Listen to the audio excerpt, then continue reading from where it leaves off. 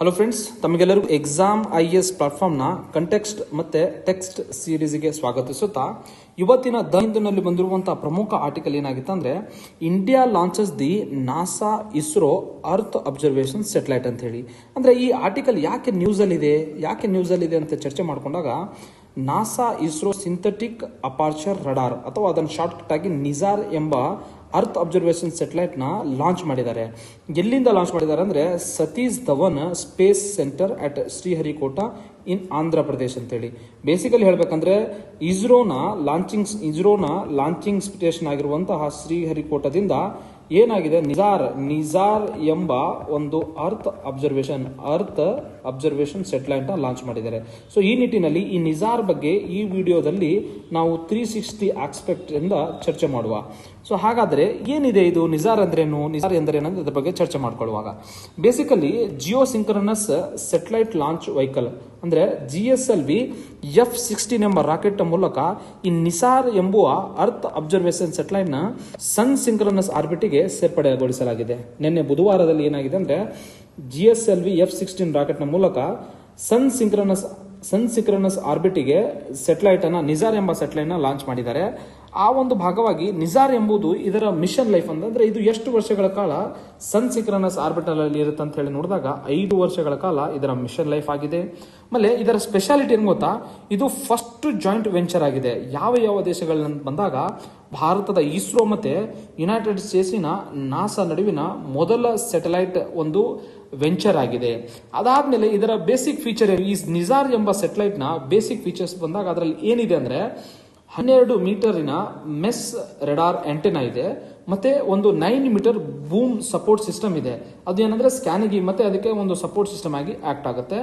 ಹಾಗೆ ನೋಡಿದಾಗ ಮತ್ತೆ ಇದರ ಕೀ ಫೀಚರ್ಸ್ ಅಂದ್ರೆ ಈ ಸ್ಯಾಟಲೈಟ್ ಯಾಕೆ ಸ್ಪೆಷಾಲಿಟಿ ಹೊಂದಿದೆ ಅಂತ ಬಂದಾಗ ಇದು first dual brand radar satellite ಆಗಿದೆ. ಯಾವುದಕ್ಕೋಸ್ಕರ? ಅರ್ತ್ ಅಬ್ಸರ್ವೇಷನ್ ಗೋಸ್ಕರ. ಸೊ ಈ ನಿಟ್ಟಿನಲ್ಲಿ ಇದು ಜಗತ್ತಿನ first dual band radar satellite ಆಗಿದೆ. ಯಾವುದು? ನಿಸಾರ್. ಯಾವ 2 ಬ್ರ್ಯಾಂಡ್ ಬಂದಾಗ ಒಂದು L ಬ್ರ್ಯಾಂಡ್ ಮತ್ತೆ S ಬ್ರ್ಯಾಂಡ್ ಅಂತೇಳಿ. ಸೊ L ಬ್ರ್ಯಾಂಡ್ ನ ಡೆವಲಪ್ ಮಾಡಿದವರು ನಾಸಾದವರು. ಇದರ ಕೆಪಾಸಿಟಿ ಏನಂದ್ರೆ 1.257 ಗಿಗಾ ಹರ್ಟ್ಜ್ ಇದೆ. ಇದು ಯಾವುದಕ್ಕೆ L ಬ್ರ್ಯಾಂಡ್ ಇದರ ಪ್ರಮುಖ ಉದ್ದೇಶ ಏನಂದ್ರೆ it can penetrate the dense forest soil layers to detect the ground deformation and subsequent surface movement ಅಂತೇಳಿ. ಅಂದ್ರೆ ದಟ್ಟವಾಗಿರುವ ಕಾಡಿನಲ್ಲಿ ಇದು ಪೆನಿಟ್ರೇಟ್ ಮಾಡುವ ಮೂಲಕ ಇಮೇಜ್ ಅನ್ನು ಕೊಡುತ್ತೆ.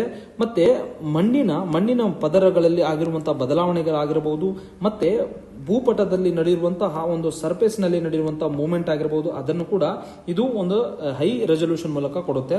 ಅದೇ ರೀತಿ S ಬ್ರ್ಯಾಂಡ್ ರಡಾರ್ ನ ಭಾರತದ ಇಸ್ರೋದವರು ಡೆವಲಪ್ ಮಾಡಿದ್ದಾರೆ. ಇದರ ಕೆಪಾಸಿಟಿ ಏನಂದ್ರೆ 3.2 ಗಿಗಾ ಹರ್ಟ್ಜ್ ಇದೆ.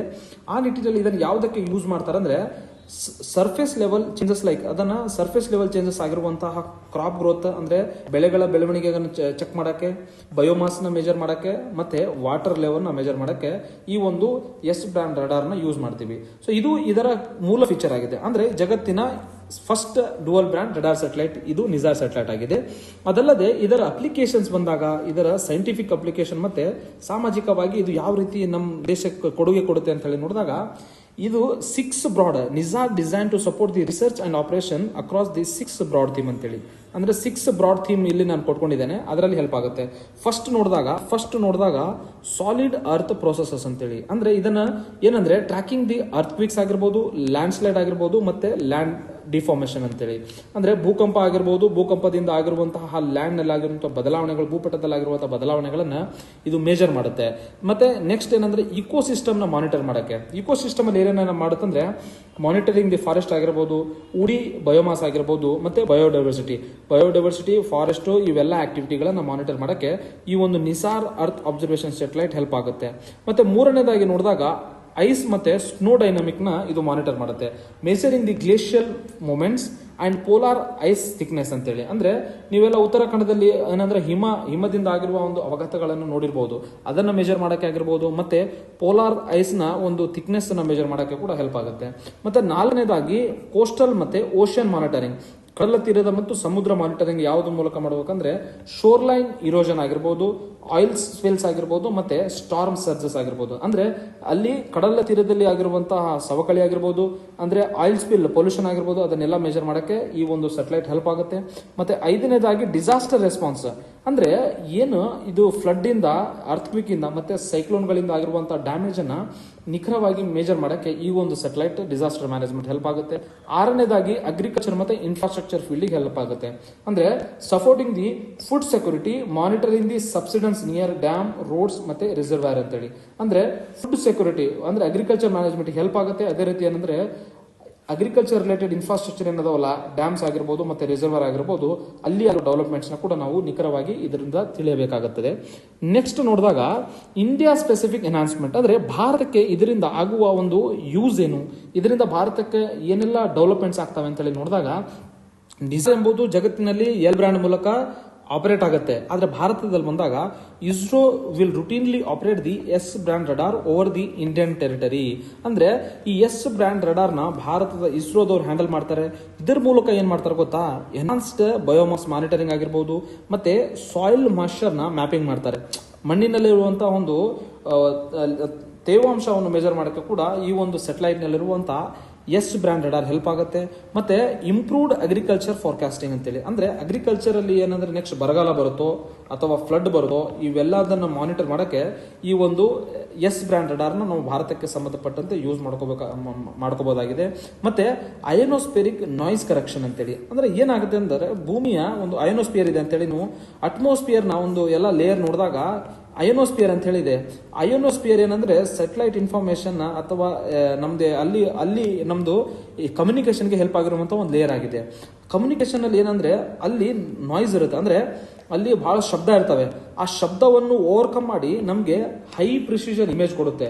ಇಮೇಜ್ ನಲ್ಲಿ ಯಾವುದೇ ರೀತಿಯಿಂದ ಏನಂದ್ರೆ ಬ್ಲರ್ ಇರಲಾರ್ದಂಗೆ ಒಂದು ಹೈ ರೆಸೊಲ್ಯೂಷನ್ ಇಮೇಜ್ ನ ಕೊಡ್ತವೆ. ಅದರಿಂದ ನಮಗೆ ಎಲ್ಲಾ ಒಂದು ಅಗ್ರಿಕಲ್ಚರ್ ಆಗಿರ್ಬೋದು, ಸೆಟಲೈಟ್ ಇಂದ ಏನಂದ್ರೆ ನಾವು ಸಾಯಿಲ್ ಮಾಯಿಶ್ಚರ್ ಮ್ಯಾನೇಜ್ಮೆಂಟ್ ಆಗಿರ್ಬೋದು, ಫಾರೆಸ್ಟ್ ಫೋರ್ಕಾಸ್ಟಿಂಗ್, ಅಗ್ರಿಕಲ್ಚರ್ ಫೋರ್ಕಾಸ್ಟಿಂಗ್, ಈ ಎಲ್ಲಾ ಆಸ್ಪೆಕ್ಟ್ಸ್ ಗೆ ಈ ಒಂದು ಸೆಟಲೈಟ್ ಇಂದ ಹೆಲ್ಪ್ ಆಗುತ್ತೆ ಭಾರತಕ್ಕೆ. ನೆಕ್ಸ್ಟ್ ನೋಡಿದಾಗ ಡೇಟಾ ಆಕ್ಸೆಸ್ ಮತ್ತೆ ಗ್ರೌಂಡ್ ಇನ್ಫ್ರಾಸ್ಟ್ರಕ್ಚರ್, ಅಂದ್ರೆ ಹೌದು ಏನಂದ್ರೆ ಅರ್ಥ ಅಬ್ಸರ್ವೇಷನ್ ಸೆಟಲೈಟ್ ಎಲ್ಲಾ ಡೆವಲಪ್ಮೆಂಟ್ ಅದು ಮಾಡುತ್ತೆ ಇದು ಮಾಡುತ್ತೆ ಅಂತ ಅಂದ್ಕೊಂಡಿವಿ.